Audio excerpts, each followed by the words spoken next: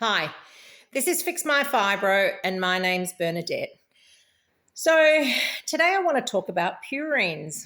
Now, purines, P-U-R-I-N-E, purines are a chemical class that are present in some foods.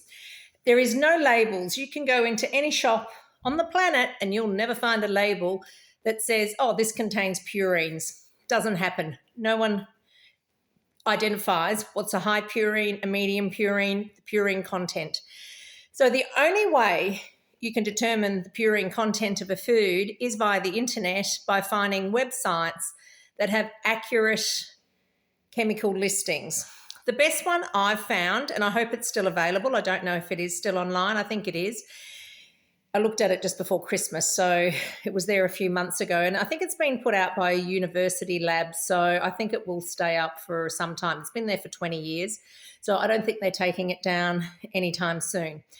It's under the name of acumedico.net, acumedico.net, acumedico.net, and they have a list of all foods with their purine content by weight. So for every 100 grams of food, how much purine by milligram is in there. So you can see what the really high purine, what the super very high purine level foods are. Then you can go to the normal purines, to medium and the like. And that way you can select your foods based on how much purine they have by weight. You have to think about those foods in that list. For instance, what's an example? Let's give the example of chocolate. So the chemical component that makes chocolate is called theobromine, Theobromine. That's the chemical compound that makes chocolate. Theobromine is in the really super, super high level. So what it means is, I'm not going to say, okay, just don't eat chocolate, because I'll tell you, I still eat chocolate occasionally. I just don't eat a solid block of chocolate where it's got a huge amount of theobromine in it. I'll buy a chocolate bar, like something that we call here in Australia a Milky Way, which has got like a soft nougaty, caramelly centre, and it's just got a thin layer of chocolate around it. So yes, I will get a little bit of a reaction to the purine content of that chocolate. And also high-fat dairy is a histamine, which is another no-no in eating high-fat dairy in fibromyalgia. So, but I will still eat chocolate occasionally. It just means I'll get a little bit of a reaction, but I know what's causing it. And it's about those thresholds. Remember I said a threshold is like, or in another video, I explained thresholds as being like a fence. If you have a little bit here, a little bit of purine, a little bit of histamine, a little bit of purine, you won't actually get symptoms as long as you're not over that threshold that your body can manage. A normal person would probably have a threshold up here, and because their enzyme activity is much higher for the histamines, and for the purines, they don't have our purine error. We have an error in our purine receptor, and I will explain. Or I think maybe it's actually an autoantibody to purines, but that's a whole nother video. I'll explain it. I'm sorry to get you off track.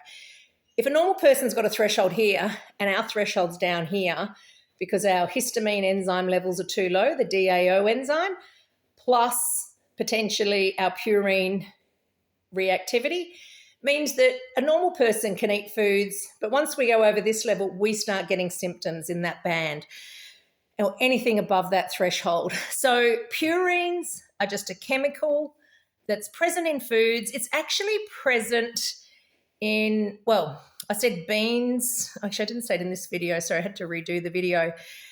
Medium concentration, so what I wanted to say was medium concentration purines cause me symptoms just like high concentration purines do. So medium concentration purines are in the fruits and the vegetables. So the fruits are stone fruits, apricots, peaches, plums. Totally and utterly will give you symptoms immediately, will shut you down, will block your purine receptors. So it's an issue. You really must, totally cut out your purines to a low-level purine diet only. I've been doing it since 2007. I went back to full-time work. It will shut down half of your illness. And I'll explain a little bit more about why that is. So the other thing that purines are in are things like tea. So purines generate a lot in plants or even in, like for instance, in a tea, because the tip of the tea is the bit that's got all the flavour. And they pick the tips of the tea leaves that end up in your tea bag. Those tips of those tea are very high purine. So all of your teas, every black tea on the market is a high purine because of that fact. So the only teas that I drink, or predominantly I drink just chamomile tea. All of your other teas if they contain caffeine is a purine. Chemically it's a purine. And it also comes from, and in coffee, in the case of coffee, you've got the coffee bean giving you the flavour, plus the caffeine molecule is a purine. So you just have to cut out your purines. The reason why the purines shut you down, they'll cause gout attacks. So all those, my fingers are cramping, my toes are cramping. I feel like I'm walking on glass when I get out of bed in the morning. I feel like I've been hit by a bus in the morning. That's partly histamine, but it's also an overload of purines. But those joint pain attacks, like knives in your joints, pain that moves from joint to joint, that's a gouty symptom. That's a purine symptom. But the energy, where they shut you down with the fatigue, is that purinergic receptors control your energy in your cell. ADP, which is a used up spent energy cell molecule, ADP, adenosine diphosphate. Once it adds an extra phosphate molecule through a purinergic receptor, turns into ATP, which has got 3 phosphate molecules, which has got lots of energy. So when you have energy release, it goes from ATP to ADP. That's controlled by your purinergic receptors. Our receptors get blocked. It's like a sink that's blocked up. They get blocked. And when you block those receptors, you can't make new energy. And that's why our fatigue and the fatigue caused by this purinergic error is so overwhelming, is so, life-changing. I think, and most fibromyalgics would say, that the fatigue is worse than the pain. And the pain is horrific. Because now if any doctor can accept, or scientists can accept, that we have this error in our purinergic receptors and we are getting gout on a daily basis, that is so hard to live with. I spent 2.5 years at home as a hermit because I was eating such a high purine diet. I'll talk about diet a lot more. I'll do another video after this talking about where the pitfalls in purine in your diet is. Wow, the fatigue is atrocious.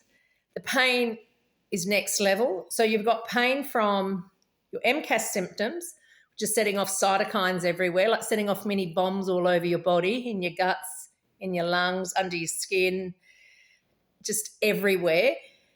That's in itself causing joint pain. But the purines, you must go to a low purine diet, trust me. Once you do that, you literally won't know yourself.